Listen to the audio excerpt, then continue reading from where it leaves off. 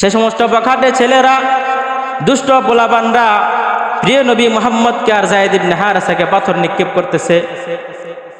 পাথর নিক্ষেপ করতে করতে পুরা নবীজির পুরা দেহটাকে রক্তাক্ত করে ফেলেছে। নবীজির দেহ শুধুই রক্তাক্ত হয় না, নবীজির পা দুইটা মুবারক রক্তাক্ত হয়ে গেছে। রক্ত ঝরতে ঝরতে নবীজির পা দুইটা জুতার সাথে লেগে গেছে, জট লেগে গেছে। তারপরেও সেই দুষ্ট আর বখাটে ছেলেরা পাথর পাথর বর্ষণ থেকে থামে নাই। যায়েদ ইবনে হারেসা যতটুকু পারছেন তিনি আপ্রাণ চেষ্টা করছিলেন প্রিয় নবী মুহাম্মদকে রক্ষা করার জন্য। কিন্তু অবশেষে যায়েদ ইবনে হারেসার মাথার মধ্যে একটা পাথর এসে লাগে, যেই ব্যথায় তিনি পরিপূর্ণ অজ্ঞান হয়ে যান। অবশেষে নবী মুহাম্মদ সেই যায়েদ ইবনে হারেসাকে নিয়ে তায়েফ থেকে যখন ফিরে আসছিলেন আবার মক্কার দিকে, সেখানে অনেক আশা নিয়ে গিয়েছিলেন দিন প্রচারের জন্য, কিন্তু 10 দিনের বেশি সেই জায়গার মধ্যে তিনি অবস্থান করতে পারেন নাই। যখন আবার মক্কার দিকে ফিরে আসছিলেন, তখন কিছু একদল ফেরেশতারা নবীজির কানে কানে এসে বললেন, নবীজির কাছে এসে বললেন, ইয়া রাসূলুল্লাহ ইন্না মালাকুল জিবাল, হে আল্লাহর রাসূল, আমরা হচ্ছি পাহাড়ের নিযুক্ত ফেরেশতা, পাহাড়ের দায়িত্বরত ফেরেশতা। আল্লাহ তাআলা আমাদেরকে আপনার কাছে পাঠিয়েছেন, আপনি শুধু একবার অনুমতি দিন, আপনি যদি একবার বলেন তাহলে আমরা সমস্ত ফেরেশতারা মিলে এই তায়েফবাসীদেরকে 2 পাহাড়ের মধ্যে পিষে তাদেরকে মেরে ফেলবো। নবীজি যখন এই কথা শুনলেন, শোনার পর নবীজি কেঁদে ফেললেন। কান্না করতে করতে দয়ার নবী, মায়ের নবী বলতে লাগলেন, না না, আমি চাই না তারা ধ্বংস হয়ে যাক, তারা মৃত্যুবরণ করুক। লাআল্লাহু ইখরিজু মিন আসলাবিহিম মাইয়াবুদুহু লা শারীকা লা, বরং আমি আল্লাহর কাছে আশা করি, যদিও এরা আমাকে চিনতে পারে নাই, আমাকে কষ্ট দিয়েছে, তারপরেও আমি আশাবাদী আল্লাহ পাক রব্বুল আলামিন তাদের ঘর থেকে এমন কিছু সন্তানাদি দিবেন যারা আল্লাহ তাআলার ইবাদত করবে এবং তার সাথে শিরিক করবে না। আলহামদুলিল্লাহিল্লাযী খলাকানা ওয়া জাআলানা মিনাল মুসলিমিন ওয়া ফাদ্দালা নাবিয়ানা আলাল আমবিয়াই ওয়াল মুরসালিন ওয়া নাশহাদু আল লা ইলাহা ইল্লাল্লাহু ওয়াহদাহু লা শারীকা লাহু ওয়া নাশহাদু আন্না সাইয়্যিদানা ওয়া সানাদানা ওয়া হাবিবানা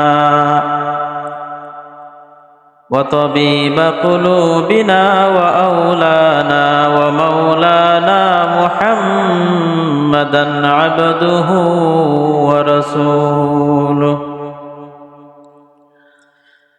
আরসালাহু বিল হাক্কি বাশীরান ওয়া নাযীরা ওয়া দাঈয়ান ইলাল্লাহি বিইذনিহি ওয়া সিরাজান ওয়া কমারান মুনীরা। أما بعد فأعوذ بالله من الشيطان الرجيم. بسم الله الرحمن الرحيم. إنك لا تهدي من أحببت ولكن الله يهدي من يشاء وهو أعلم بالمهتدين. صدق الله مولانا العظيم وصدق رسوله النبي الكريم ونحن على ذلك من الشاهدين والشاكرين والحمد لله رب العالمين. سبحانك لا علم لنا إلا ما علمتنا إنك أنت العليم الحكيم सूरज ने दिया अपने शुआओं को ये पैगाम सूरज ने दिया अपने शुआओं को ये पैगाम दुनिया है आज बिशाई को भी सुबह को भी शाम दुनिया है आज बिशाई को भी सुबह को भी शाम दुनिया में हो दुनिया का तलबगार नहीं हो दुनिया में हो दुनिया का तलबगार नहीं हो बाजार से गुजर हो खरीदार नहीं हो बाजार से गुजर हो खरीदार नहीं हो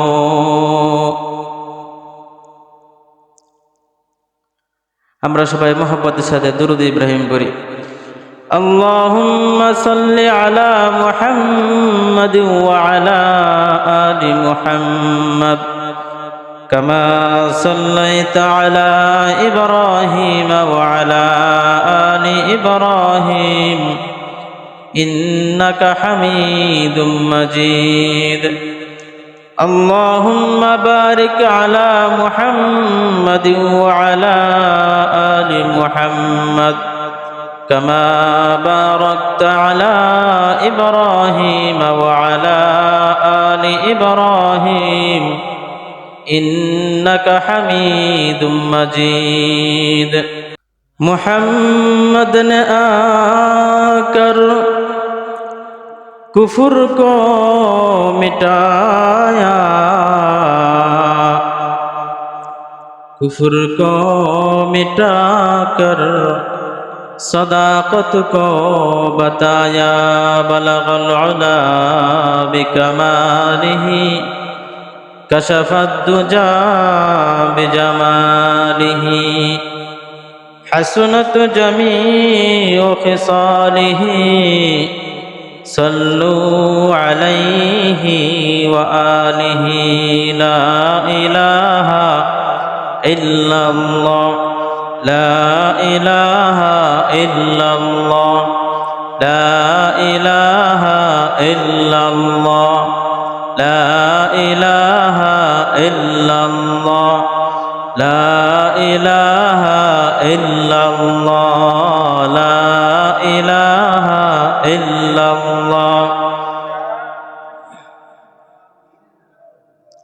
ला इलाहा इल्लल्लाह ला इलाहा इल्लल्लाह ला इलाहा इल्लल्लाह ला इलाहा इल्लल्लाह ला इलाहा इल्लल्लाह मुहम्मदुर रसूलुल्लाह सल्लल्लाहु अलैहि वसल्लम।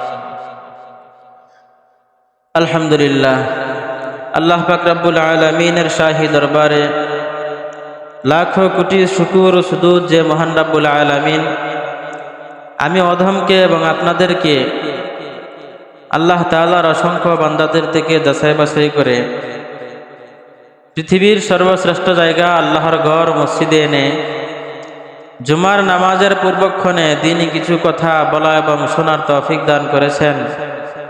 এজন্য অন্তরে অন্তঃস্থল থেকে মন খুলে শুকর আদায় করি আলহামদুলিল্লাহ।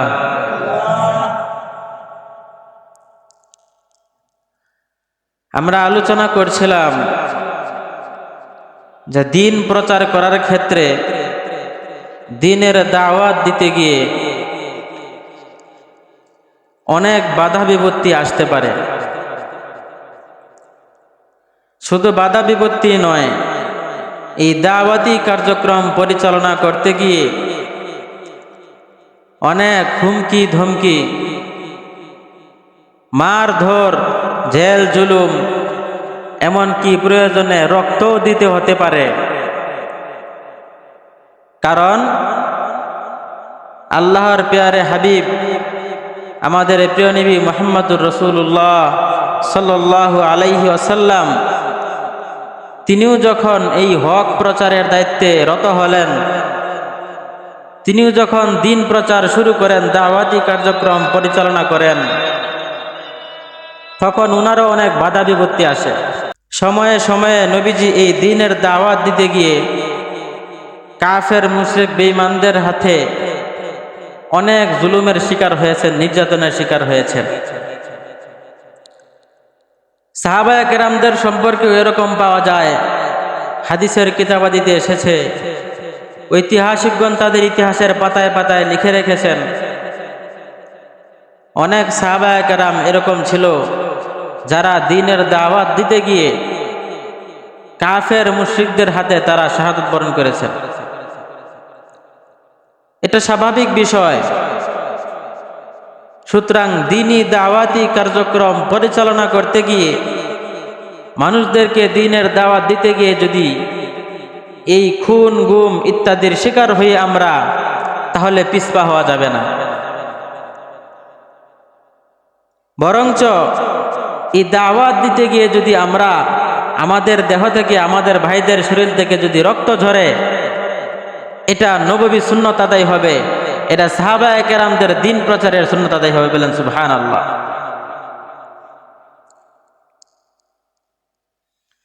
আমাদের মুসলমানদের ইতিহাস রক্তের ইতিহাস, নির্যাতনের ইতিহাস। সর্বত্রই সর্বযুগেই মুসলমানরা, আমাদের পূর্বপুরুষরা নির্যাতিত হয়েছেন, জুলুমের শিকার হয়েছেন, বৈষম্যের শিকার হয়েছেন। কারণ কি? কারণ একটাই, তারা হকের পতাকাবাহী ছিল, তারা দ্বীনের দাওয়াত দিত মানুষদেরকে।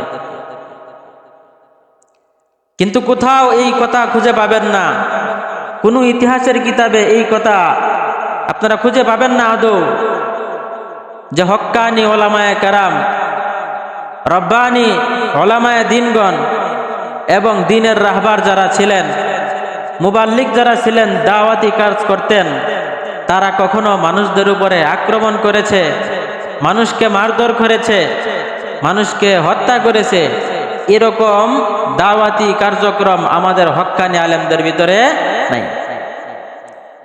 বরং আমরা ইতিহাস খুঁজলে এটাই পাই, আমাদের নবীও স্বয়ং দাওয়াত দিতে গিয়ে জুলুমের শিকার হয়েছেন। তায়েফের ময়দানে তিনি রক্তাক্ত হয়েছেন, উহুদের ময়দানে তিনি তার দান দান মোবারক শহীদ হয়েছে। সাহাবায়ে কেরামরাও এরকম হয়েছেন, কিন্তু তারা নিজেরা অন্যের উপরে জুলুম করেছেন। সাহাবায়ে কেরাম, আম্বিয়ায়ে কেরাম, এরকম নজির কোথাও নাই।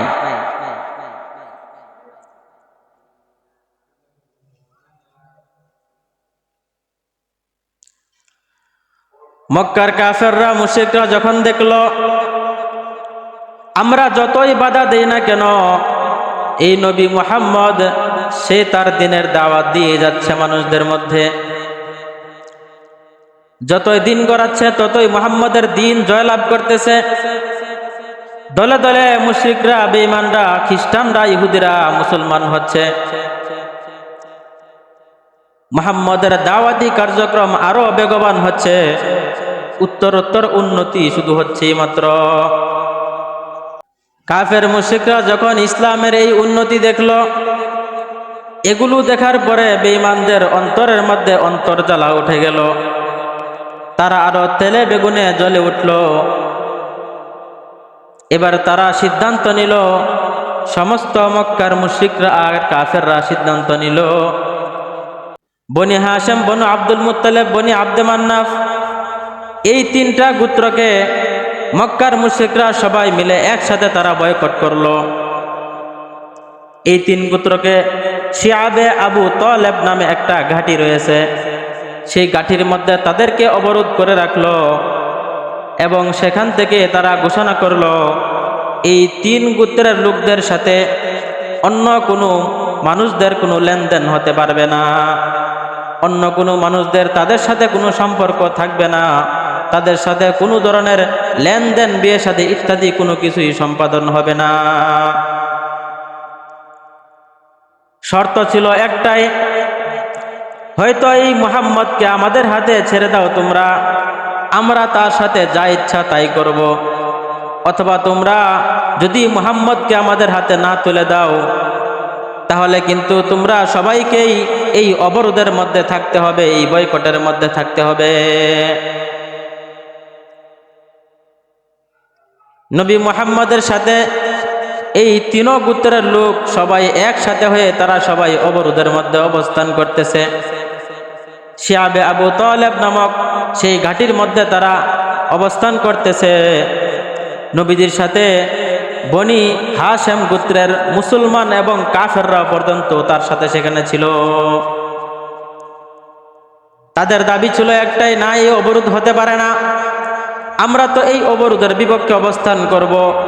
এই মুহাম্মদ তো আমাদের কোনো ক্ষতি করতেছে না, সে তার দ্বীনের দাওয়াত দিয়ে যাচ্ছে, সুতরাং যার ইচ্ছা সে দ্বীন গ্রহণ করবে আর যার ইচ্ছা সে গ্রহণ করবে না।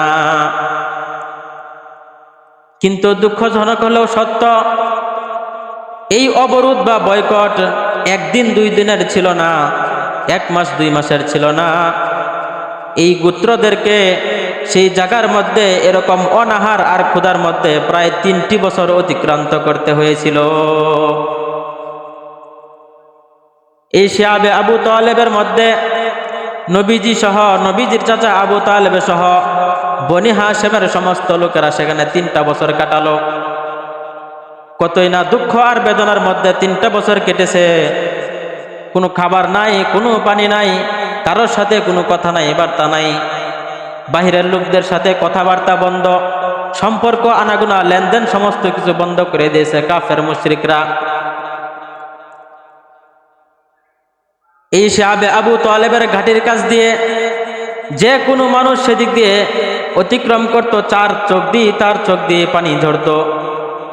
কারণ এটার পাশ দিয়ে অতিক্রম করার সময় সেই সমস্ত লোকদেরকে, যাদেরকে নাকি মক্কার মুশরিকরা আবদ্ধ করে রেখেছিল, সেখান থেকে শুধুমাত্র বাচ্চাদের কান্নার আওয়াজ আসত। ক্ষুধার তাড়নায় বাচ্চারা চিল্লাচিল্লি করত, মহিলারা হাউমাউ করে কান্নাকাটি করত, পুরুষরাও পর্যন্ত মাটির মধ্যে থাপড়ায় থাপড়ায় কান্নাকাটি করত। 3টা বছর এভাবে অধিক কষ্টে ক্ষুধা আর তৃষ্ণার্তের সাথে 3টি বছর অতিক্রম করার পরে অবশেষে আল্লাহ পাক রাব্বুল আলামিনের পক্ষ থেকে রহমত নাজিল হলো। আল্লাহ পাক রাব্বুল আলামিন নবীজিকে বললেন, ও আমার প্রিয় হাবিব, আপনি তো আমার পরীক্ষায় পাশ করে গেছেন, আপনি আমার পরীক্ষায় পাশ করেছেন, আপনার সাথে যে সমস্ত মুমিনরা রয়েছে তারাও পাশ করেছে। মক্কার মুশরিকরা এই 3 গোত্রকে এবং আপনাদেরকে বয়কট করার জন্য তারা যেই চুক্তিনামা লিখেছিল, সেই চুক্তিনামাটা কিন্তু মুশরিকরা বাইতুল্লাহ শরীফের দরজার সামনে লটকিয়ে রেখেছিল। বাইতুল্লাহ শরীফের দরজার সামনে সেই চুক্তিনামাটা লিখিত ছিল। সেখানে লেখা ছিল আল্লাহর নামে শুরু করা হচ্ছে, বিসমিল্লাহির রহমানির রহিমটা লেখা ছিল। তারপরে তারা লিখেছিল, হয়তো তোমাদের এই 3 গোত্র মুহাম্মদকে আমাদের মুশরিকদের হাতে তুলে দিবা, অথবা তোমরা এই অবরোধের মধ্যে তোমরা অবস্থান করতে থাকবা। 3 বছর পরে আল্লাহ পাক রাব্বুল আলামিন ওহী নাজিল করলেন।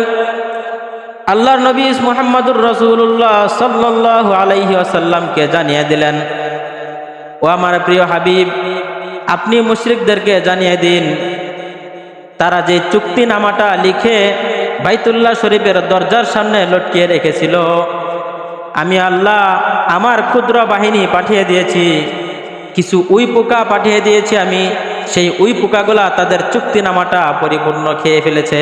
বলেন সুবহানাল্লাহ। আমি আল্লাহর নাম ছাড়া সেই চিঠির, সেই চুক্তিনামার মধ্যে যতগুলা লেখা ছিল সবকিছুই উই পোকা খেয়ে ফেলেছে, আপনি কাফেরদেরকে এটা জানিয়ে দিন।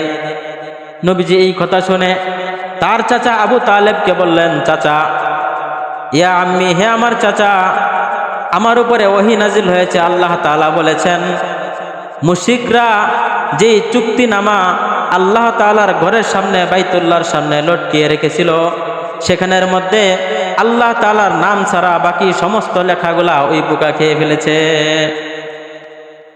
নবীজি তখন মুশরিকদের নেতাদেরকে ডেকে বললেন, আমার ভাতিজা এমন এমন কথা বলেছে তোমাদের সেই চুক্তিনামার ব্যাপারে, সুতরাং আমার ভাতিজার কথা যদি সত্য হয় তাহলে তো সে সত্যবাদী নবী। আমার ভাতিজার কথা যদি সত্য হয় তাহলে তোমাদের চুক্তিনামা ধ্বংস হয়ে যাওয়ার কারণে আমাদের সেই বয়কটটাও উঠিয়ে ফেলতে হবে। আর যদি ভাতিজা মিথ্যাবাদী হয়, তোমাদের চুক্তিনামা সঠিক জায়গায় বহাল থাকে, তাহলে আমরা সবাই মিলে আমার এই ভাতিজা মুহাম্মদকে তোমাদের হাতে তুলে দেব, তোমরা যা পারো তা করবা। মক্কার মুশরিকরা এই কথায় রাজি হয়ে তারা সেই মক্কা শরীফের মধ্যে ছুটে গেল। কাবা শরীফের সামনে, বাইতুল্লাহ শরীফের সামনে তারা গিয়ে দেখে নবী মুহাম্মদ যেই কথাটা বলেছেন সেই কথাটাই পরিপূর্ণরূপে সত্য পরিণত হয়েছে। সুবহানাল্লাহ। কথা বুঝতেছেন তো নাকি? কাফেররা যে চুক্তিনামা লিখেছিল, এই চুক্তিনামাটা আল্লাহ তাআলা যে উই পোকা পাঠিয়েছেন সেটা আল্লাহর নাম ছাড়া সমস্ত কিছু খেয়ে ফেলেছে। এখন প্রশ্ন আসতে পারে, এই মক্কার কাফেররা মুশরিকরা তারা আবার আল্লাহর নাম লিখলো কেন চিঠির মধ্যে? এই কথার উত্তর স্বয়ং আল্লাহ পাক রব্বুল আলামিন কোরআনের মধ্যে বলেন, ওয়ালা ইন সাআলতাহুম মান খালাকাহুম লায়াকুলুন্নাল্লাহ। ও নবী মুহাম্মদ, আপনি যদি মক্কার কাফেরদেরকে জিজ্ঞাসা করেন যে তাদেরকে কে সৃষ্টি করেছে, লায়াকুলুন্নাল্লাহ, তাহলে তারা অবশ্যই বলবে আমাদেরকে যিনি সৃষ্টি করেছেন তিনি কে। ওয়ালা ইন সাআলতাহুম মান খালাকাস সামাওয়াতি ওয়াল আরদ। ও নবী মুহাম্মদ, আপনি যদি মক্কার কাফেরদেরকে জিজ্ঞাসা করেন এই আসমান এবং জমিন সমূহকে সৃষ্টি করেছেন, এই 7 আসমান আর জমিনকে সৃষ্টি করেছেন, লায়াকুলুন্নাল্লাহ, কাফেররা তখনও উত্তর দিবে এই সমস্ত আসমান এবং জমিন সৃষ্টি করেছেন একমাত্র আল্লাহ। ওয়ালা ইন সাআলতাহুম মান নাযালা মিনাস সামাই মাআন লায়াকুলুন্নাল্লাহ।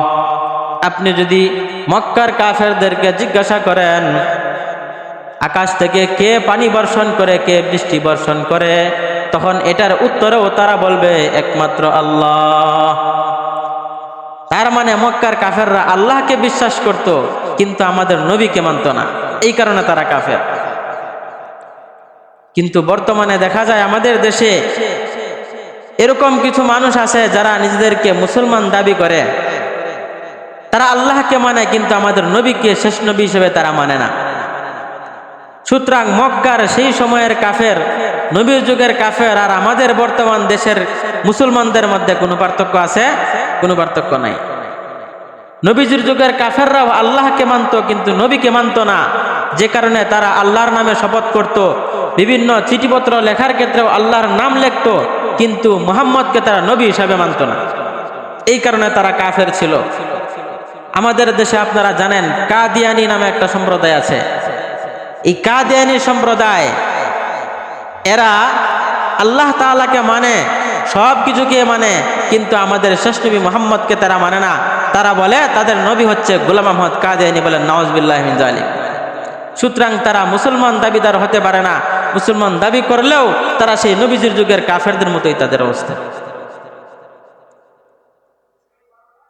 তো যাই হোক, নবীজির কথা যখন বাস্তবে পরিণত হলো, মক্কার কাফেররা মুশরিকরা যখন মক্কা শরীফে কাবা শরীফের সামনে গিয়ে দেখলো চিঠিটা, তাদের সেই চুক্তিনামাটা ওই পোকা খেয়ে ফেলেছে, তখন কিন্তু তারা অবরোধ উঠিয়ে নেয়। ইতিহাসের কিতাবে পাওয়া যায় ফাখরাজা মুহাম্মাদুর রাসূলুল্লাহ ওয়া মান মাআহু মিনাশ শিআব।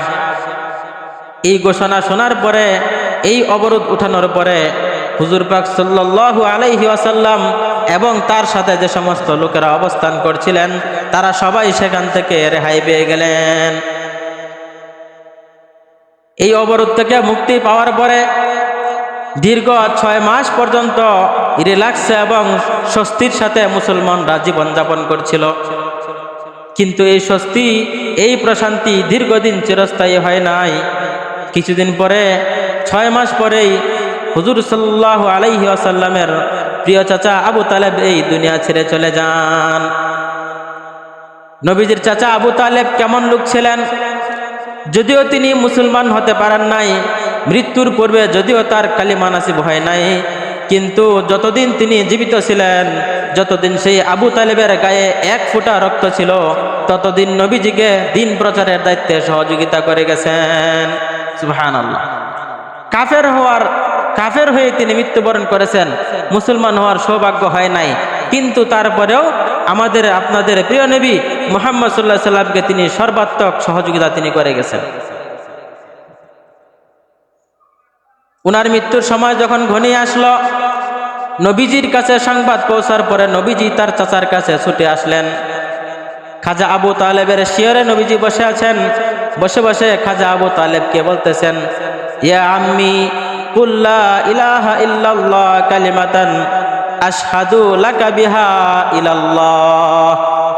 ও আমার প্রিয় চাচা, আপনি একবার মাত্র লা ইলাহা ইল্লাল্লাহটা পড়েন। এই কালিমাটা পড়ার কারণে কাল হাসরের ময়দানে এই কালিমা বলার কারণে আমি আল্লাহর কাছে আপনার জন্য সুপারিশ করব।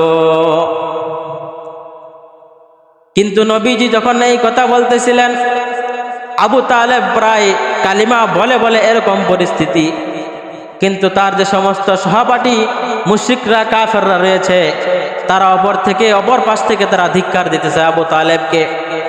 তারা বলতেছে, কি ব্যাপার, সারা বছর সারা জীবন তুমি কাটিয়ে দিলা তোমার পূর্বপুরুষদের ধর্ম আব্দুল মুত্তালিবের ধর্মের উপর, সুতরাং এখন এই শেষ মুহূর্তে তোমার মাথায় কি ভূত চেপেছে যে তুমি তোমার ভাতিজার উপর তুমি ঈমান আনতেছো? তোমার কি লজ্জা লাগে না? এই কথা বলার পরে আবু তালেব লজ্জার বশবর্তী হয়ে তিনি কিন্তু কালেমা পাঠ করেন নাই। তারপরেও যখন নবীজি বলে যাচ্ছিলেন ধীরে ধীরে, বারবার যখন আবু তালেবকে কালিমার তালকিন করাচ্ছিলেন, অবশেষে আল্লাহ পাক রব্বুল আলামিন কোরআনের এক আয়াত নাজিল করে দিলেন।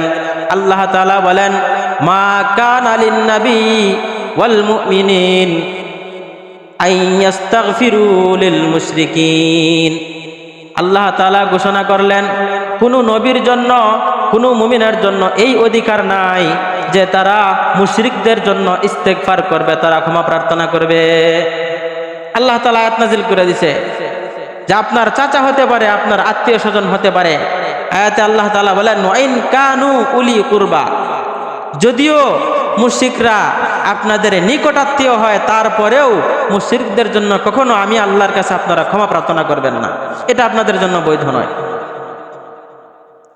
আরেক জায়গায় আল্লাহ তাআলা বলেন, ইন্নাকা লা তাহদি মান আহবাবতা ওয়ালাকিন্নাল্লাহ ইয়াহদি মান ইয়াশা ওয়া হুয়া আ'লামু বিল মুহতাদিন। আল্লাহ তাআলা বলেন, ইন্নাকা লা তাহদি মান আহবাবতা, ও নবী মুহাম্মদ, আপনি ইচ্ছা করেই যাকে আপনি পছন্দ করেন, মহব্বত করেন, তাকে আপনি হেদায়েত দিতে পারবেন না। ওয়ালাকিন্নাল্লাহ ইয়াহদি মান ইয়াশা, বরং আমি আল্লাহ যার ব্যাপারে চাই, আমি আল্লাহ একমাত্র তাকেই হেদায়েত দান করি। ওয়া হুয়া আ'লামু বিল মুহতাদিন, আর কে সঠিক পথের উপরে থাকবে, কে সিরাতে মুস্তাকিমের উপরে থাকবে, সেটা একমাত্র সিদ্ধান্ত দিব আমি আল্লাহ। এই ঘোষণা দেওয়ার পরে নবীজি আর তালকিন করালেন না। কিছুক্ষণ পরে আবু তালেব ইন্তেকাল করে। এই বছরটাকে বলা হয় আমুল হুজুন।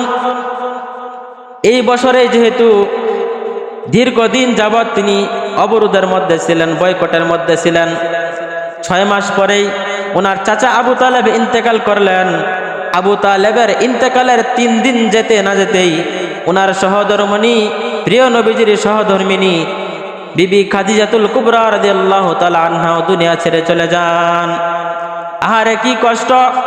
বাহিরে যখন মক্কার কাফেরদের, মুশরিকদের মাধ্যমে তিনি কষ্ট পেতেন, নির্যাতিত হতেন, তখন বাহিরের দিক থেকে যিনি সহযোগিতা করতেন আর সান্ত্বনা দিতেন, তিনি ছিলেন নবীজির চাচা আবু তালেব। বাহিরে যত কষ্টই পেতেন, বাহিরে যতই নির্যাতনের শিকার হতেন না কেন, যখন দিন শেষে তিনি ঘরে ফিরে আসতেন, ঘরে ফিরে আসার পরে তার স্ত্রী সহধর্মিণী খাদিজাতুল কুবরা রাদিয়াল্লাহু তাআলা আনহুর স্পর্শের মাধ্যমেই তার সমস্ত কষ্ট যাতনা বলে যেতেন তিনি। কিন্তু আজকে কি ঘটনা ঘটল? একই সাথে হুজুর সাল্লাল্লাহু আলাইহি ওয়াসাল্লামের চাচা আর ওনার সহধর্মিণী 3 দিনের ভিতরে ইন্তেকাল করলেন। মক্কার মুশরিকরা আরো নির্যাতন বাড়িয়ে দিল। তারা নবীজির উপর আর মুসলমানদের উপর চিন্তা করলো যে এখন তো আর নবী মুহাম্মদকে কেউ রক্ষা করবে না, এই মুহাম্মদকে এখন তো কেউ বাঁচাতে পারবে না, আমাদেরকে তো কেউ বাধা দিবে না, সুতরাং এখন যত পারা যায় তাদের উপর নির্যাতন করতে হবে। তারা মুসলমানদের উপরে বর্বর নির্যাতন শুরু করলো, সীমাহীন অবর্ণনীয় জুলুম আর নির্যাতন শুরু করলো মুসলমানদের উপর, নবী মুহাম্মদের উপর। অবশেষে নবী মুহাম্মদ তিনি অনেক বুক ভরা আশা নিয়ে, অনেক বড় আশা নিয়ে তিনি তার শিশুকাল যেই জায়গার মধ্যে কাটিয়েছিলেন তার সেই দুধ মায়ের এলাকা তায়েফের দিকে তিনি রওনা হলেন দিন প্রচারের জন্য। তিনি অনেক বুক ভরা আশা নিয়ে তায়েফের দিকে রওনা হলেন দ্বীনের দাওয়াত দেওয়ার জন্য। কারণ তিনি ভেবেছিলেন যেহেতু আমার শৈশবকাল কেটেছে তায়েফের ময়দানে, তায়েফ এলাকায় যেহেতু আমার শৈশবকাল কেটেছে, আমাকে তো সবাই চিনে, আমি জীবনে কোনোদিন কারোর সাথে কখনো মিথ্যা কথা বলি নাই, আমি জীবনে কোনোদিন কারোর উপরে একটা ফুলের টুকাও কাউকে দিই নাই। তিনি এই বুক ভরা আশা নিয়ে তায়েফে চলে গেলেন দিন প্রচারের জন্য। কিন্তু আফসোস আর দুঃখের বিষয়, সেই তায়েফের মানুষরাও প্রিয় নবী মুহাম্মদকে চিনল না। নবীজি যখন তায়েফবাসীদেরকে দাওয়াত দিলেন, কুলু লা ইলাহা ইল্লাল্লাহ তুফলিহুন, তোমরা লা ইলাহা ইল্লাল্লাহ বলো তাহলেই তোমরা সফল কাম হয়ে যাবা। তারা প্রিয় নবীর দাওয়াত কবুল করবে তো দূরের কথা, তারা এক বাক্যে সবাই ঘোষণা করে দিল, উখরুজ মিন বালাদিনা, আপনার দাওয়াত তো কবুল করব না, আপনি আমাদের এই দেশ ছেড়ে চলে যান। কি পরিমাণ বুক ভরা আশা নিয়ে গিয়েছিলেন তিনি নিজ দুধ মায়ের এলাকার মধ্যে দিন প্রচারের জন্য, কিন্তু সেখানে তিনি এত জুলুমের শিকার হবেন তিনি নিজেও ভাবতে পারেন নাই।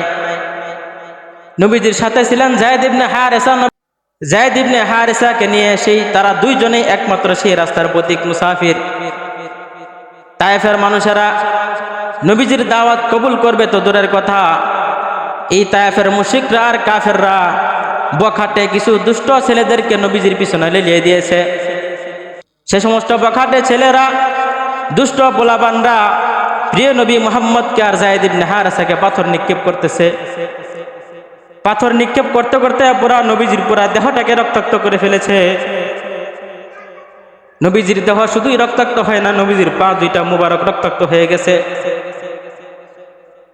রক্ত ঝরতে ঝরতে নবীজির পা দুইটা জুতার সাথে লেগে গেছে, জট লেগে গেছে। তারপরেও সেই দুষ্ট আর বখাটে ছেলেরা পাথর থামা থেকে, পাথর বর্ষণ থেকে থামে নাই। যায়েদ ইবনে হারেসা যতটুকু পারছেন তিনি আপ্রাণ চেষ্টা করছিলেন প্রিয় নবী মুহাম্মদকে রক্ষা করার জন্য। কিন্তু অবশেষে যায়েদ ইবনে হারেসার মাথার মধ্যেও একটা পাথর এসে লাগে, যেই ব্যথায় তিনি পরিপূর্ণ অজ্ঞান হয়ে যান। অবশেষে নবী মুহাম্মদ সেই যায়েদ ইবনে হারেসাকে নিয়ে তায়েফ দিকে যখন ফিরে আসছিলেন আবার মক্কার দিকে, সেখানে অনেক আশা নিয়ে গিয়েছিলেন দিন প্রচারের জন্য, কিন্তু 10 দিনের বেশি সেই জায়গার মধ্যে তিনি অবস্থান করতে পারেন নাই। যখন আবার মক্কার দিকে ফিরে আসছিলেন তখন কিছু একদল ফেরেশতারা নবীজির কানে কানে এসে বললেন, নবীজির কাছে এসে বললেন, ইয়া রাসূলুল্লাহ ইন্না মালাকুল জিবাল, হে আল্লাহর রাসূল, আমরা হচ্ছি পাহাড়ের নিযুক্ত ফেরেশতা, পাহাড়ের দায়িত্বরত ফেরেশতা। আল্লাহ তাআলা আমাদেরকে আপনার কাছে পাঠিয়েছেন, আপনি শুধু একবার অনুমতি দিন, আপনি যদি একবার বলেন তাহলে আমরা সমস্ত ফেরেশতারা মিলে এই তায়েফবাসীদেরকে 2 পাহাড়ের মধ্যে পিষে তাদেরকে মেরে ফেলব। নবীজি যখন এই কথা শুনলেন, শোনার পরে নবীজি কেঁদে ফেললেন। কান্না করতে করতে দয়ার নবী মায়ের নবী বলতে লাগলেন, না না, আমি চাই না তারা ধ্বংস হয়ে যাক, তারা মৃত্যুবরণ করুক। লাআল্লাহু ইখরিজু মিন আসলাবিহিম মান ইয়াবুদুহু লা শারীকা লা, বরং আমি আল্লাহর কাছে আশা করি, যদিও এরা আমাকে চিনতে পারে নাই, আমাকে কষ্ট দিয়েছে, তারপরেও আমি আশাবাদী আল্লাহ পাক রব্বুল আলামিন তাদের ঘর থেকে এমন কিছু সন্তানাদি দিবেন যারা আল্লাহ তাআলার ইবাদত করবে এবং তার সাথে শিরিক করবে না। কিরকম দয়ার নবী ছিলেন মায়ের নবী, পুরা শরীর রক্তাক্ত হয়ে গেছে, পা থেকে মাথা পর্যন্ত রক্ত, তারপরেও তিনি তাদের বিরুদ্ধে বদদোয়া করেন নাই। একমাত্র নিঃস্বার্থভাবে আমাদেরকে মহাব্বত করতেন আমাদের প্রিয় নবী মুহাম্মদ সাল্লাল্লাহু আলাইহি ওয়াসাল্লাম।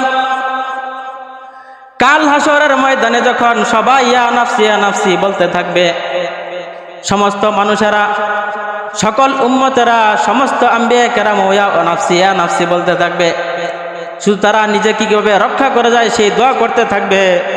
সেই সময়েও আমার আপনার প্রিয় নবী মুহাম্মদুর রাসূলুল্লাহ বলতে থাকবেন ইয়া উম্মতি। তিনি বলতে থাকবেন আমার কোনো দরকার নাই, সবাই নিজের রক্ষার জন্য চেষ্টা করতেছে, কান্নাকাটি করতেছে, আমি চাই আমার উম্মত যেন জান্নাতে প্রবেশ করে। এই কারণে নবীজি হাদিসের মধ্যে বলে দিয়েছেন, লা ইউমিনু আহাদুকুম হাত্তা আকুনা আহাব্বা ইলাইহি মিন ওয়ালিদিহি ওয়া ওয়ালাদিহি ওয়ান নাসি আজমাইন। নবীজি হাদিসের মধ্যে বলে দিয়েছেন, কোনো মুমিন সে পরিপূর্ণ মুমিন ততক্ষণ হতে পারবে না যতক্ষণ না সে তার সন্তানাদির চেয়ে, মাতা পিতার চেয়ে, এমনকি পুরা বিশ্বের সমস্ত মানুষদের চেয়ে আমি নবীকে বেশি মহাব্বত না করবে। প্রিয় নবীকে বেশি মহাব্বত করতে হবে। এই নবী দাওয়াতি কাজ করতে গিয়ে এই কারণে যদিও আমরা ফিতনার শিকার হই, যদি আমরা খুনের শিকার হই, গুমের শিকার হই, নির্যাতনের শিকার হলেও দিনের দাওয়াতি কাজ থেকে পিছপা হওয়া যাবে না।